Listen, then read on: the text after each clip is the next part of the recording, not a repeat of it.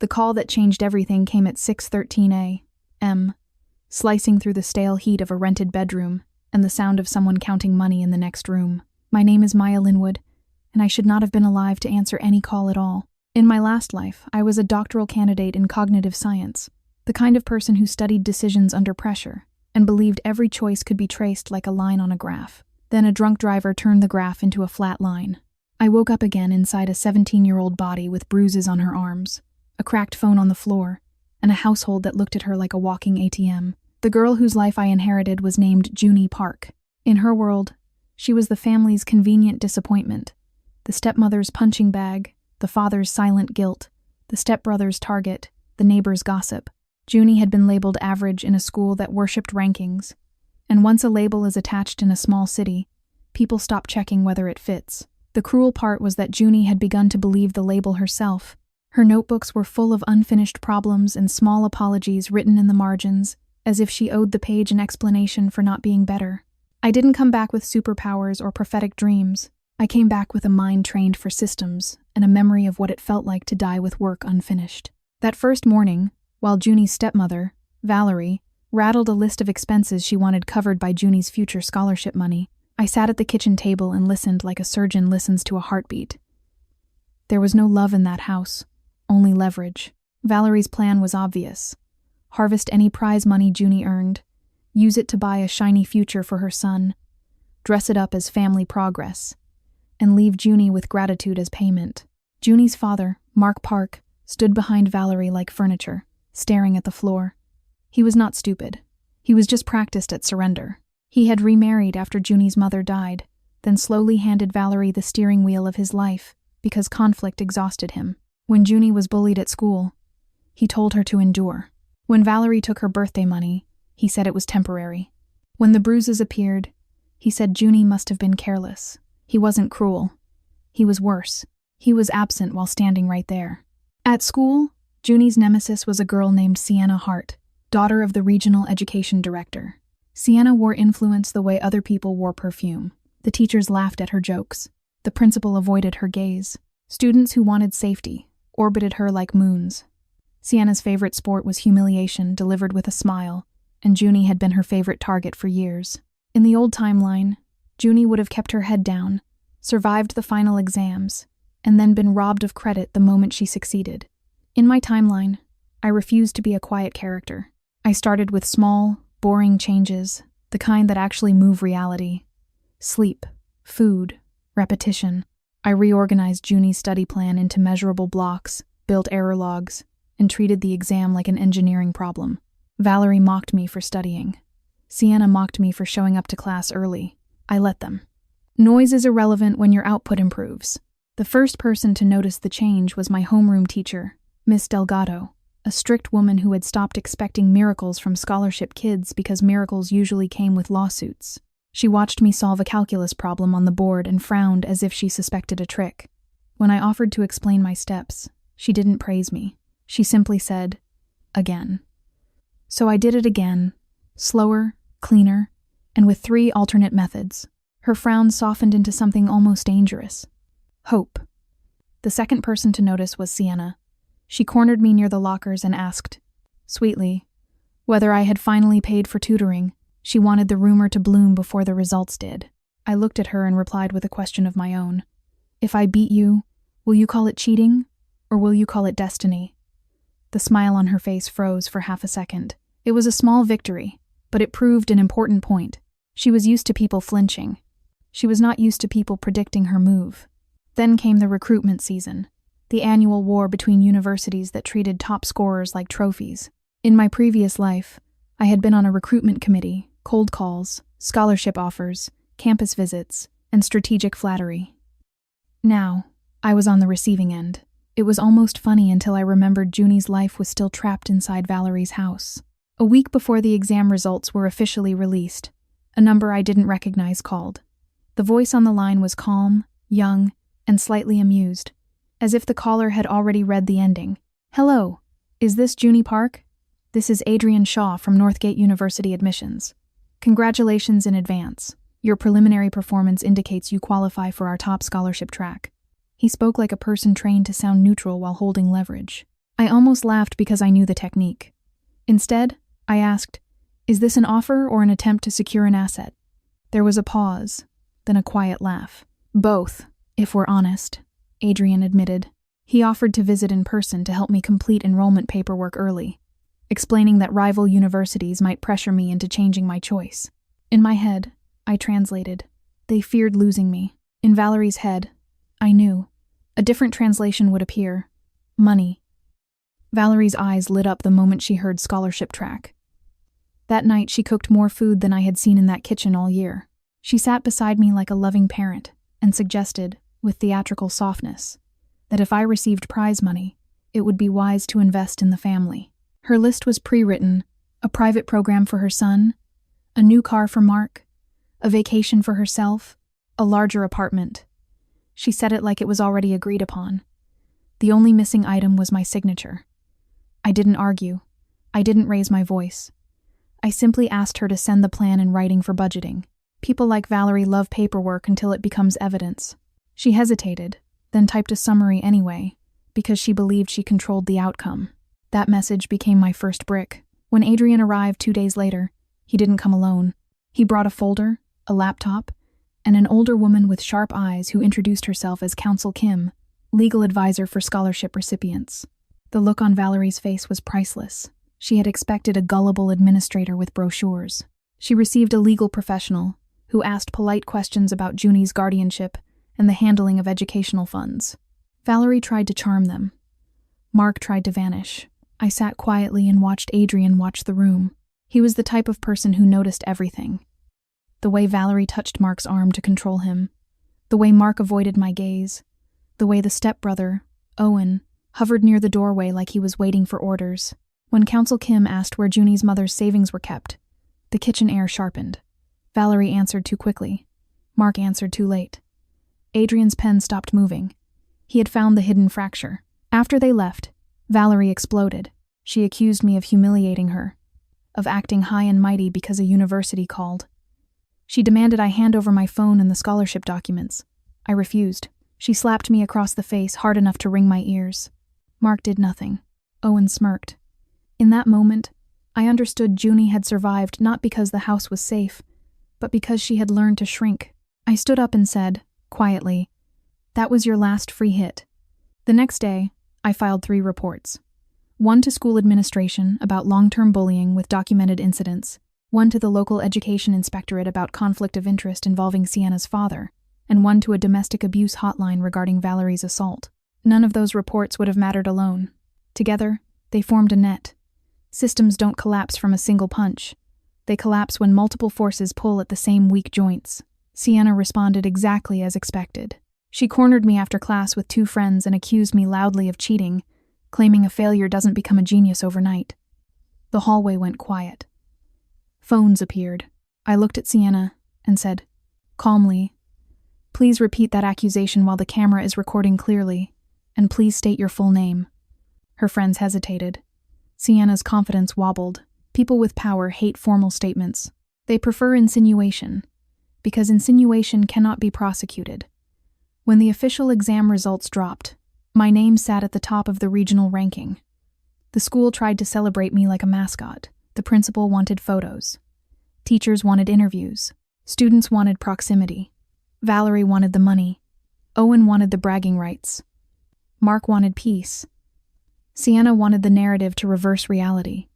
Sienna's father, Director Hart, announced a routine review of my exam process. It was a warning disguised as procedure. He expected the public to accept suspicion because it felt plausible.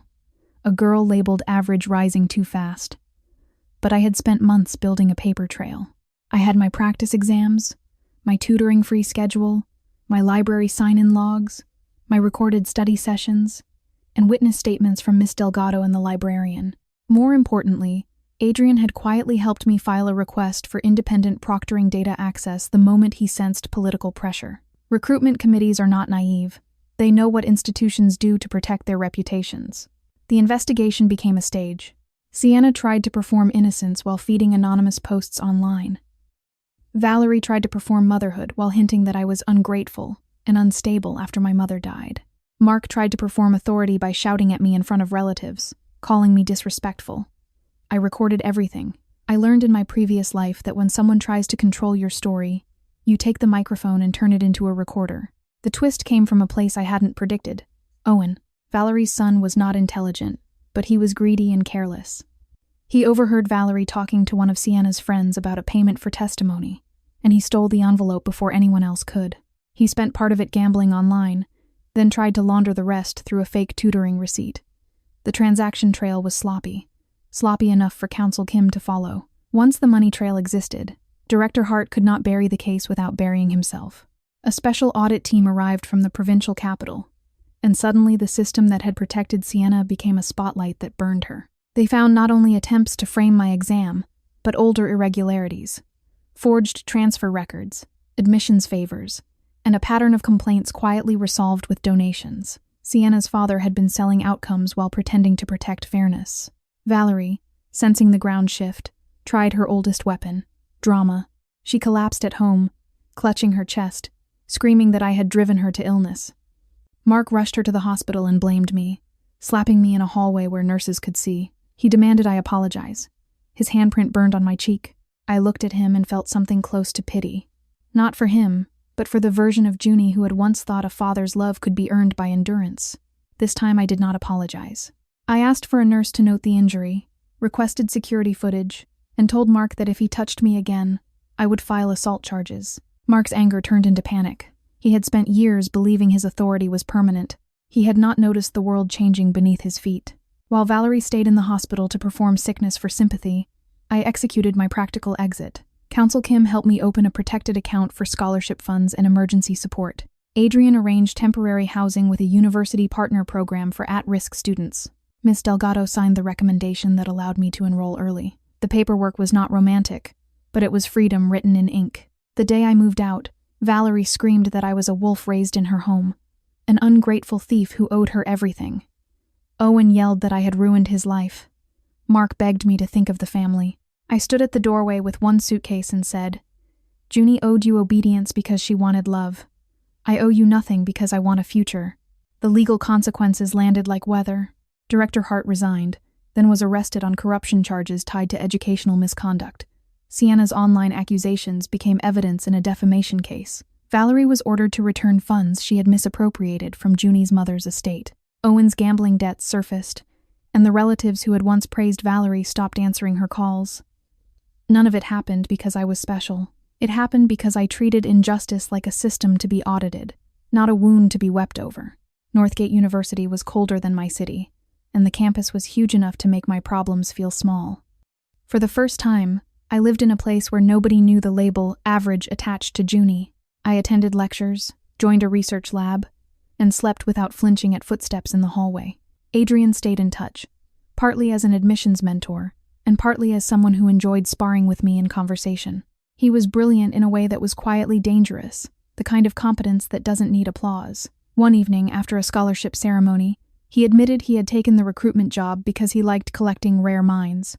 I replied that mines were not collectibles. He smiled and said, "Then call it recognizing them." The final loose thread was Junie herself. Late one night, while I was staring at the dorm ceiling, I dreamed of a girl sitting on the edge of a bed, hugging her knees. She didn't speak, but I understood her question. Was it worth it? I whispered into the dark. Yes, and you get to live it. In the spring, a letter arrived, forwarded from my old address. It was from Mark. He wrote that Valerie had left him, that the house was quiet, that he realized too late how much he had lost. He asked for forgiveness. I folded the letter and put it away. Forgiveness is not a gift you can demand when the consequences finally arrive. Sometimes the most merciful thing you can do is refuse to reopen a wound. By the time my first year ended, my scholarship was secured, my bank account was mine, and my name belonged to me. I stood on a bridge near campus and watched the river carry reflections downstream. I thought of the graph of choices I used to draw in my research, and I realized the most important variable had never been intelligence. It had been agency. Junie had been denied it for years. I had returned to give it back. People love stories where fate punishes villains and rewards heroes. Real life is messier, but if you understand systems, you can make reality lean in your favor. I didn't win because I was chosen. I won because I refused to be harvested. In the months that followed, I kept building quietly. Networks of mentors, habits of discipline, and a personal rule that any demand for obedience must be paid with respect first. I stopped explaining myself to people who benefited from my silence, and I started explaining processes to people who genuinely wanted to learn. The difference saved my time and sharpened my focus. Every time anxiety tried to drag me back into old reflexes, I treated it like a data point, not a command, and I wrote down what triggered it until the pattern lost its power. I learned that reputation is a currency, and that the fastest way to protect it is to create receipts. Truth survives best when it is formatted as evidence. Some nights I missed the simplicity of being invisible, but then I remembered how expensive invisibility had been, and I chose visibility in controlled doses instead. When classmates praised my comeback, I corrected them gently. It wasn't a comeback. It was a correction, a recalibration of what I allowed people to take from me. The more I studied, the more I understood that unfairness is rarely accidental. It is usually a maintenance schedule for someone else's comfort, and disrupting it requires precision. I stopped waiting for closure from the people who harmed me, and started giving myself closure through action forms filed, meetings attended, boundaries enforced. Freedom did not feel like fireworks. It felt like routine, waking up without dread, eating without negotiation, and studying without someone turning my effort into their entitlement. I began to enjoy small luxuries that weren't expensive time alone, clean silence, and the ability to say no without providing a reason. After that, I stopped trying to summarize my life with a single inspiring sentence, because summaries are for audiences, and I was no longer performing. Junie had been labeled average for years, not because she lacked intelligence, but because her days had been sabotaged at the only place that truly matters, the conditions under which a person is allowed to learn. No uninterrupted sleep, no quiet, no certainty that the next hour would belong to her. Constant tension that turned every page into a battlefield. When you change the conditions, the output changes. So I treated my routine like an experiment and guarded the variables that kept it stable. My mornings became boring on purpose. I woke before Valerie could invent a crisis, drank water, ate something with protein, and walked until my heart stopped racing. Then I opened a notebook that was no longer full of apologies. I wrote 3 objectives. 1 concept to review, 1 set of problems to finish, 1 timed drill to rehearse pressure. I quit rereading like prayer and started retrieving answers from memory. I spoke my steps out loud, wrote solutions from blank paper, and circled the exact moment I began to guess. If I guessed, I slowed down. If I slowed down, I found the missing step. Small discipline, repeated, does what motivation never can. I trusted methods more than moods. I used spaced review instead of cramming, interleaving instead of one-topic marathons, and timed practice so the exam would not be the first time my hands shook while I worked. I kept an error log, not to shame myself, but to make my mistakes predictable. Predictable mistakes are fixable mistakes. Next to each recurring error, I wrote 1 correction rule in plain language. Check signs, label units, draw the diagram, state the claim before proving it. When anxiety rose, I treated it like a data point, not a command. I asked what it meant: sleep debt, hunger, unclear plan, or simple fear of being seen. Then I fixed what I could fix, and left the rest to the schedule. Once the label began to crack, I realized how many people had been watching for years without intervening. A few teachers admitted, quietly, that they had assumed Junie was unserious because she missed assignments and looked exhausted. I did not blame them for not knowing. I blamed the system that made exhaustion look like laziness. I started meeting Miss Delgado during lunch once a week. Not for comfort, and not for praise, for calibration. She would hand me 1 problem that was just outside my reach, and watch how I approached it. If I reached for shortcuts, she stopped me. If I panicked, she made me slow down. Over time, she stopped testing me and started trusting me. Trust is rare in a place where people prefer labels, because trust requires continuous attention. After the results, the school wanted me in every photo. I learned to treat public visibility like heat, useful in the right dose, dangerous if you let it burn your skin. I agreed to 1 short interview, recorded it myself, and answered with boring truth. I refused to talk about destiny or natural talent. I talked about time blocks, error logs, and how a quiet room can change a person's output. The reporter tried to pull me toward tears and redemption, and I steered us back to procedure. That kind of control felt small and radical at the same time. choosing what parts of myself would be used for other people's narratives. The change showed up in class before it showed up on any scoreboard. Miss Delgado began calling on me without warning, the way people test something they do not yet believe. I answered anyway. When a teacher tried to help by sliding an easier worksheet toward me, I asked for the full version. A few classmates stared as if I had broken an unwritten contract. Junie Park stays small so everyone else can feel stable. Miss Delgado did not praise me. She corrected my notation, circled a sloppy step, and said, "Again." When I repeated the solution cleanly, she nodded once, the way someone nods at evidence. Socially, my improvement forced a recalibration. Some students treated my progress as an insult, as if my growth proved their laziness. Others tried to stand beside me in public, the way people stand near a celebrity for the photo. They laughed too loudly, asked for tips, and disappeared the moment I suggested doing the work. I learned to be kind without being porous. I explained process to people who actually wanted to learn, and I kept my private life private. Boundaries are not hostility. They are the price of staying sane when other people confuse your availability with entitlement. Rumors did not vanish just because I refused to feed them. They changed shape. Someone said I had a tutor. Someone else said the district had swapped my paper. Each version was a way to keep the hierarchy intact. If Junie could not be brilliant, then something must be wrong with the process, so I made the process visible. I emailed the principal a summary of what had been said, by whom and when, and asked what the school would do to prevent harassment. Nothing frightens an institution like a student who writes down the timeline.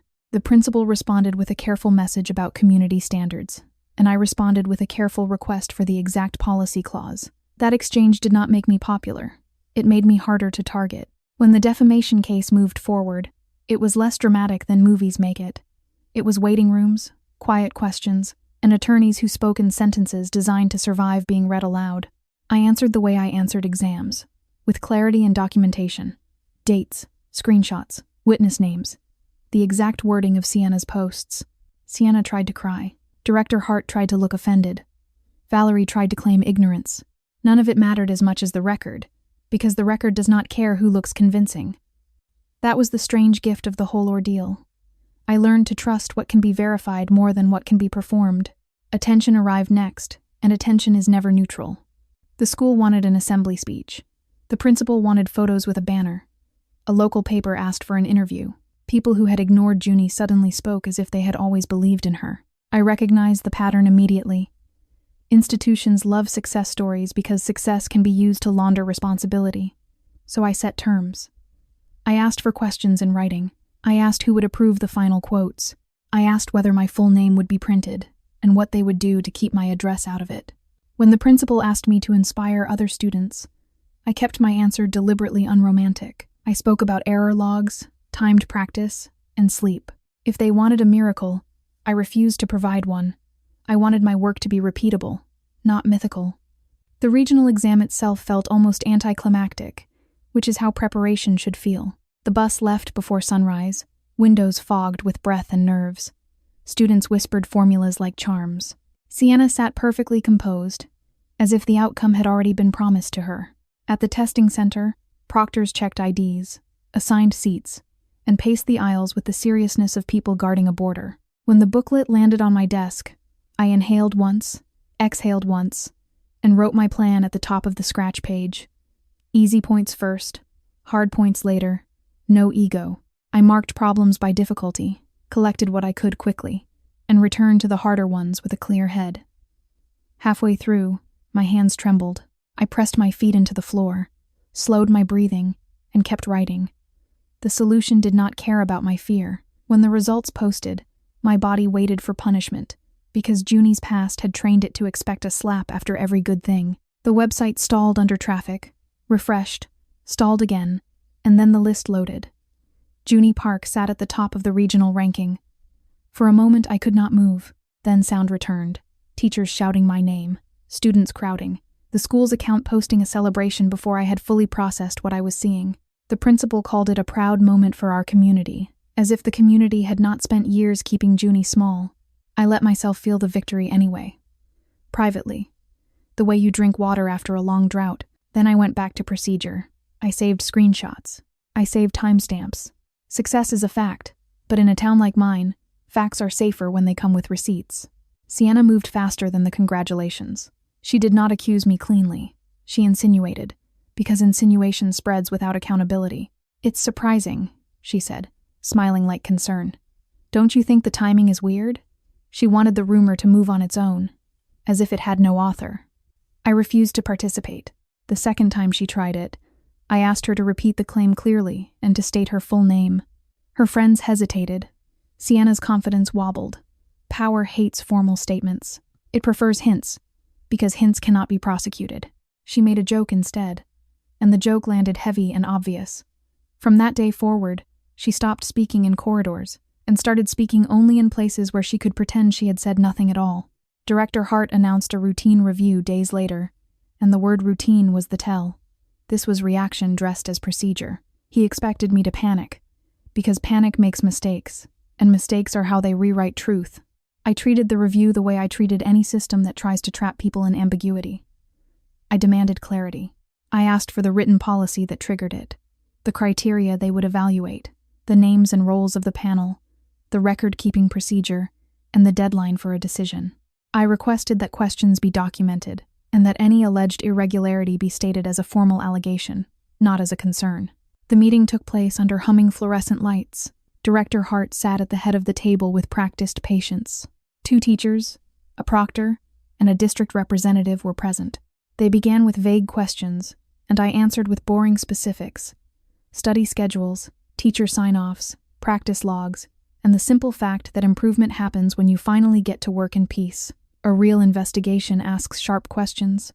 A political investigation asks vague ones and hopes you bleed yourself trying to fill the silence. I did not bleed. I handed them documentation. When it ended quietly, because quiet is what happens when a power play fails to find a target willing to perform. At home, Valerie tried to translate my ranking into leverage. She demanded access to letters and accounts for safety, the way a thief demands a spare key in case of emergency. Owen began using the word we until it almost sounded true. Mark hovered behind them, silent, wearing the same apologetic expression he had worn for years, the expression that always arrived after he had already allowed harm. This time I did not negotiate. I told Valerie, plainly, that disbursements would go directly to educational costs and that any stipend would sit in an account she could not touch. Counsel Kim made sure the boundaries were not only spoken but enforceable. Adrian's program arranged temporary housing so home could no longer be used as a hostage. Paperwork did what pleading never could. It removed my future from the hands of people who treated futures like bargaining chips. The day I moved out, Valerie screamed that I was ungrateful and doomed. Owen shouted that I had ruined his life. Mark asked me to think of the family as if family were a synonym for submission. I carried 1 suitcase and 1 folder of documents and said, quietly, that Junie had begged for love and received a bill instead. I would not pay it again. The move itself was almost embarrassingly simple. A borrowed car, a suitcase, a box of books, and a folder of documents that mattered more than clothing. Valerie tried to slow me down with last-minute demands and theatrical sobs. Owen tried to block the door with his body until Adrian's program coordinator arrived and reminded them, politely, that I was leaving with legal support. Mark stood in the kitchen gripping a mug he wasn't drinking from, watching as if observation were participation. I looked around the house one last time and realized it had never been home in any meaningful sense. It had been a site, a place where control was practiced. Walking out did not feel like victory. It felt like a lock clicking into place. Distance changed everything in small, unphotogenic ways. The first nights away, my body woke up for arguments that never came. I listened for footsteps, and then realized the hallway was just a hallway. I ate without negotiating my right to eat. I studied without someone turning my focus into their entitlement. That is what abuse steals. Not only comfort, but the assumption that you are allowed to exist. I built that assumption back, one quiet proof at a time. I learned to close a door and feel nothing dramatic, only relief. I learned to say no without adding an explanation. I learned to sit in silence and let it belong to me. The temporary housing was not glamorous. It was clean, quiet, and mine. The mattress was too firm, and the streetlight outside the window was too bright. But nobody could take the key from my hand. I learned to stock a small pantry, and to treat my body like something worth maintaining, instead of something that existed to endure. On difficult nights, I set a timer for 15 minutes and did one task. Wash dishes, rewrite a proof, Plan tomorrow's study block. When the timer ended, I stopped. This was not laziness. It was training. A life built after chaos needs pacing the way a runner needs intervals. At Northgate, I added new variables to my experiment. Sleep that was not interrupted, meals that were not rationed, and friendships that did not feel like negotiations. I met students who were intimidating in the simplest way. They were competent, and unbothered by competence in others. My first study group was a shock. No one asked me to shrink. No one treated my questions as rudeness. They argued about proofs like it was normal, then invited me to coffee as if disagreement were not a threat. It took time for my body to stop bracing for punishment after speaking up. I practiced anyway. Practice is how you teach your nervous system new rules.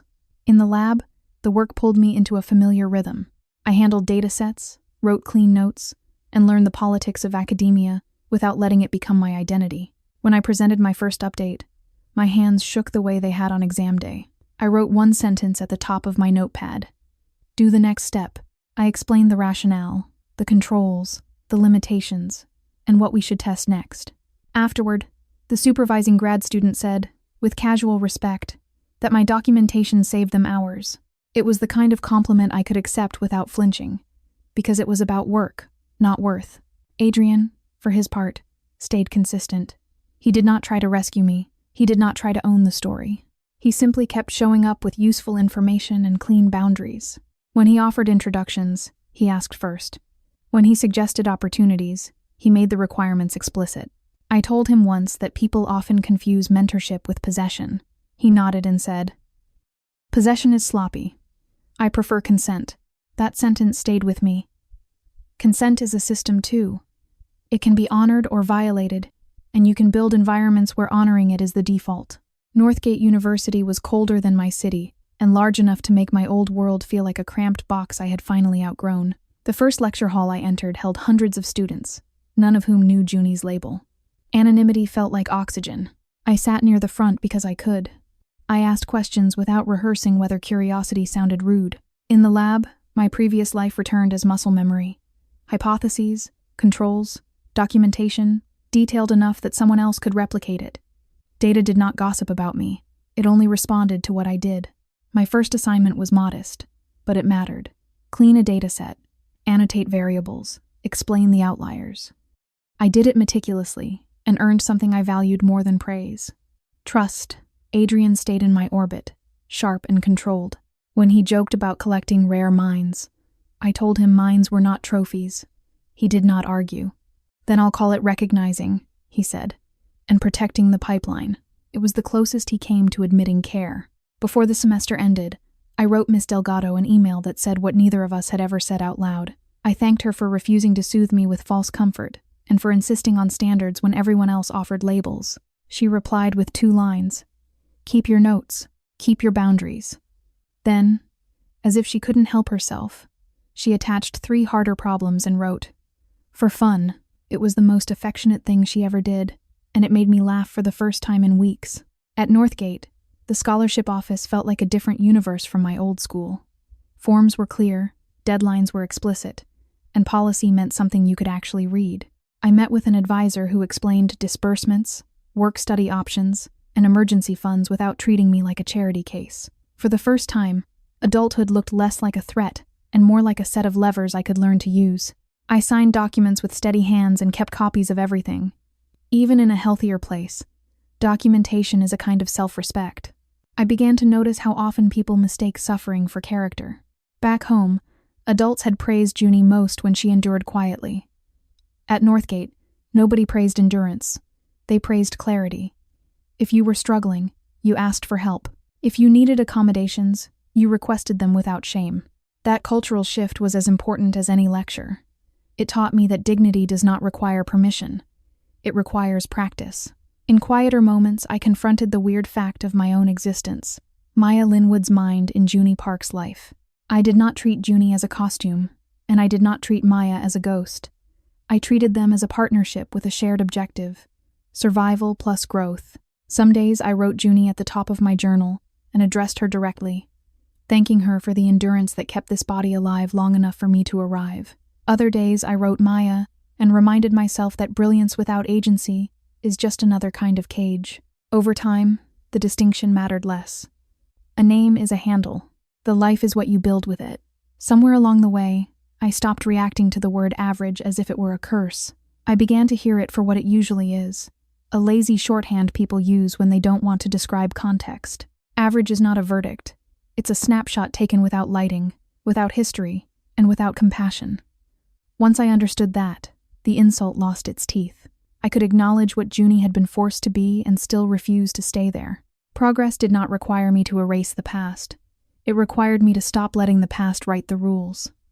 Consequences unfolded back home in delayed waves. Director Hart resigned, then was arrested on misconduct charges that had been ignored for years because the right people benefited from ignoring them. Sienna's posts and insinuations were attached as exhibits in the defamation case. Valerie was ordered to return money she had misappropriated from Junie's mother's estate and from educational funds. Owen's debts surfaced, and the relatives who once praised Valerie stopped answering her calls. Mark wrote to me in spring, full of regret and vague sadness, asking for forgiveness without naming the worst parts. I folded the letter and put it away. Forgiveness is not a token you can demand once the consequences finally show up. Sometimes the kindest thing you can do is refuse to reopen a wound you already stitched shut. The final loose thread was Junie herself. Late one night, I dreamed of a girl sitting on the edge of my bed, knees pulled close, not speaking, but asking the same question with her eyes. Was it worth it? And are we safe now? I answered the only way you can answer a frightened part of yourself.